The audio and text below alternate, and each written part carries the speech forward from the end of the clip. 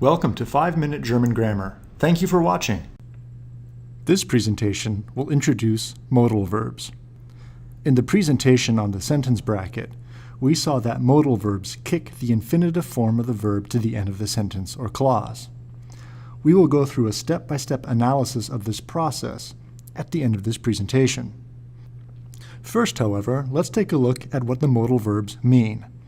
There are 7 modal verbs in German. Dürfen, meaning may or to be allowed to. Können, meaning can or to be able to. Mögen, meaning to like or to like to. Möchten, meaning would like to. Müssen, meaning must or to have to. Sollen, meaning should or to be supposed to. And wollen, meaning to want to. Most singular forms of the modal verbs have a shift in the stem vowel.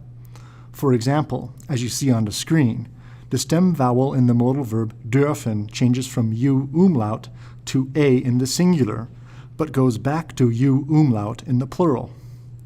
The stem vowel in the modal verb müssen changes from U umlaut to U in the singular, but goes back to U umlaut in the plural.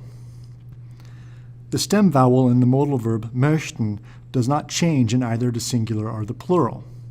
However, the stem vowel in the modal verb mögen changes from O umlaut to A in the singular and goes back to O umlaut in the plural. The stem vowel in the modal verb sollen does not change in either the singular or plural. The stem vowel in the modal verb wollen changes from O to I in the singular and goes back to O in the plural.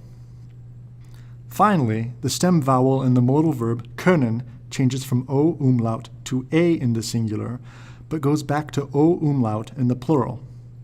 We will take a look at the different meanings of these modal verbs and how to use them in a sentence in a later presentation. At this point, I would instead like to demonstrate how to use modal verbs in a sentence.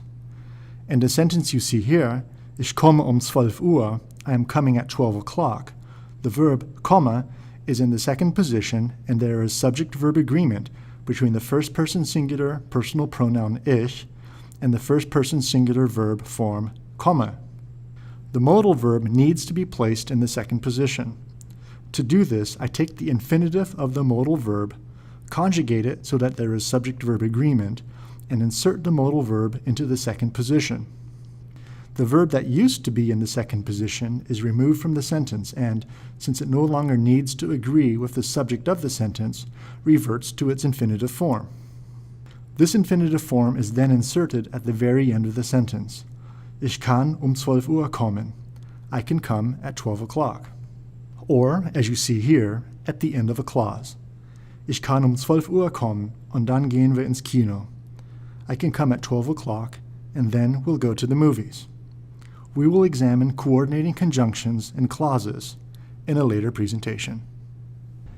The 5-Minute German Grammar Series is produced by David Neville, Associate Professor of German. The videos, scripts, and lecture slides are released under a Creative Commons Attribution, Non-Commercial, Share Alike 4.0 International License.